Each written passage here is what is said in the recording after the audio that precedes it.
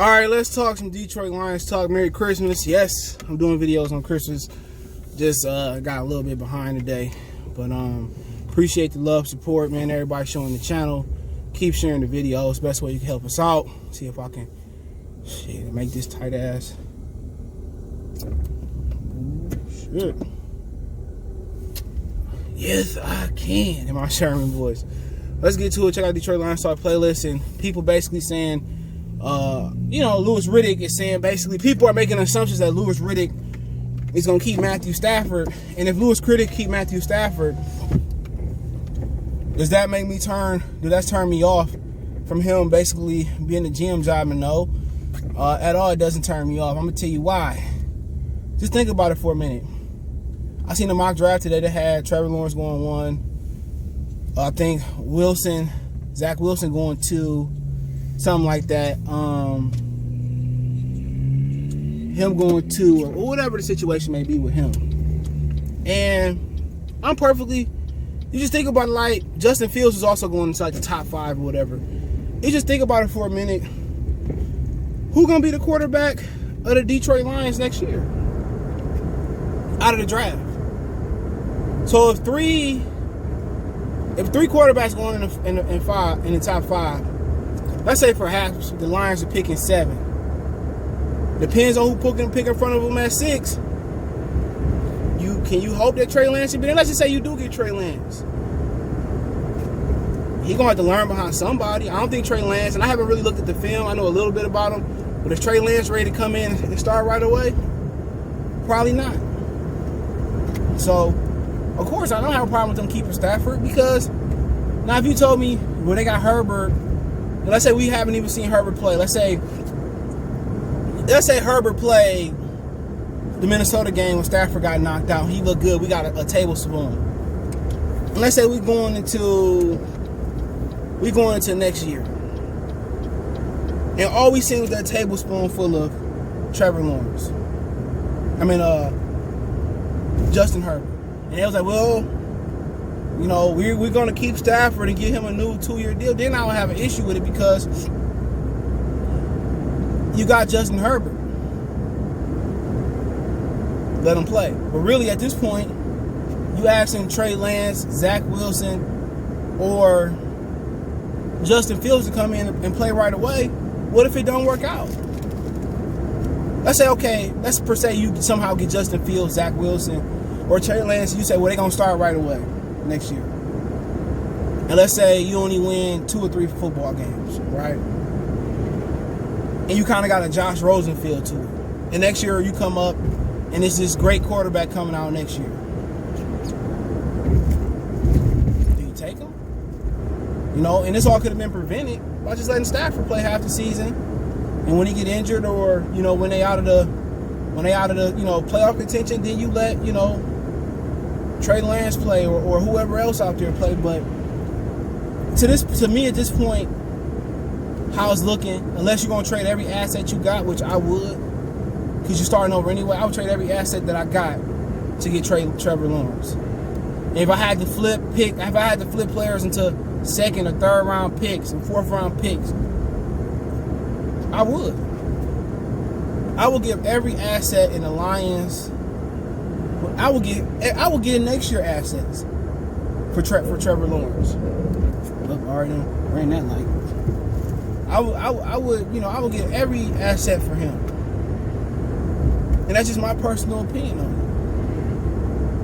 it. But then again, I just have no problem because who knows? What if next year, Wilson needs to sit, or Lance needs to sit, or Fields needs to sit, And then basically Stafford don't have no more guaranteed money. So let's say you get to camp and Lance or Wilson or whoever Fields lighting it up. Okay, I can flip Stafford, but what would be my mindset would be this. My mindset would have been draft a quarterback next year. Y'all know how I feel about Tua, about Herbert, and how I felt about Burrows. My mindset next year would be keep Stafford under the deal he owned and find a quarterback. That would just be my mindset, honestly. That would be my mindset approaching it. If I get high enough, I take a quarterback. Now, if I didn't like a quarterback next year, let's say, I don't really like the guys that's falling to me. Would I take them? No. I would just, say, just drive it to wherever it's driving to. So wherever the line is going to, we just go there. It's just hard because you had generational quarterbacks last year and you didn't take them. Now, we don't know if Bob Quinn didn't take them because he didn't want them, or was it because Sheila said and Martha was saying, no, we got to keep Stafford. I'm going to still sit with that. I don't think it was Bob Quinn's fault they didn't take a quarterback. I just think they didn't have the green light to take on. But in one of the scenarios next year, I would take a quarterback. If I didn't like this dude, or I wasn't sold on him, unless I had a Julio or Barry Sanders or somebody like that there, I would have to take the quarterback. Unless I knew it was a Myles Garrett, a Reggie White, a Lawrence Taylor. If I know Aaron Donald is a generational talent there, and I didn't really like the quarterbacks, I take the generational talent. But let's just say we're in a situation where, I don't know who works in the line. I know the Bengals, the Jets, the Jags, all works in the Lions, right? But if I get into a scenario, this is what I would do next year. And I get, let's say somehow Fields, Lance, and Wilson on the board. And let's say, whatever reason, let's just say we like Lance the best. I'm taking the best available quarterback, unless it's one of those dudes there. I take him, and I keep Stafford under the deal. If he want to retire, or if he requests a trade, then we think about it. But if what I did, if Stafford retired, or I traded him to San Francisco, or where the hell I traded him to, yeah, maybe I go to Dwayne Haskins, or I go to Jameis, or I go to Gardner Minshew might be available next year, Nick Foles, or whoever. I go to them and say, I seen a 1-year deal. If you can beat the kid out, the job is yours. Jameis Winston. That's kind of the route I go. So in this scenario, I would like to keep Stafford, unless I can get my hands on Trevor Lawrence. But I think our best bet to get Trevor, and you should get Trevor Lawrence, our best bet to get Trevor Lawrence is the Jets get the number 1 pick. And I would trade everything in my power to get him. Our best bet was the Bengals, but we're in a situation where you guys are really good quarterbacks. Zach Wilson grew on me. I haven't seen much of Trey Lance, and I love Justin Fields. People say, well, there hasn't been a great Ohio State quarterback. Why not start it now? Why not set the trend now? And, like I said about my Justin Fields video the other day, with Justin Fields, it's just, he really an SEC guy. He really wasn't an original Ohio State guy. And Joe Burrows was from Ohio State. So, it's going to be interesting to see what they do. But I have zero interest to being negative because Riddick wants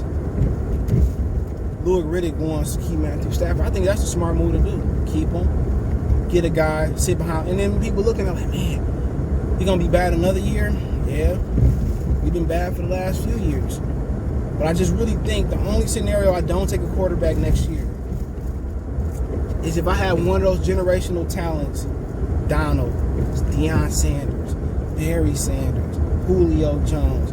If I had one of those generational talents that I feel that I know going to be a hit, I take them. I worry about the next year's draft for the quarterback, but it's just hard to think that they made the massive mistake of not taking the quarterback last year. It just made no sense. But really, we in a rebuild. So you would like to rebuild with a young quarterback that you believe can be the starter or can be the guy now. You would love to rebuild in that scenario. But, really I have no issue if he keeps Stafford because it makes a lot of sense. Now, if they don't keep Stafford, he retire, whatever then, Jameis, Gardner Minshew, Jacoby Brissett. You got a lot of quarterbacks out there. Maybe Daniel Jones, they tired of him. Dwayne Haskins. You can draft that quarterback and they can play behind them. But, people talking about Zach Wilson. I like this game, man. He's been playing since he was a freshman, I believe. He got some mobility. And also people like Trash from Florida. So Trash is really done well, in college. So I watched a lot of games with trash play. Would I be against taking trash? No. Maybe you can get him late first, trading the first, or late second, whatever he's going. You know, he got the mobility, he got the size, he got the arm.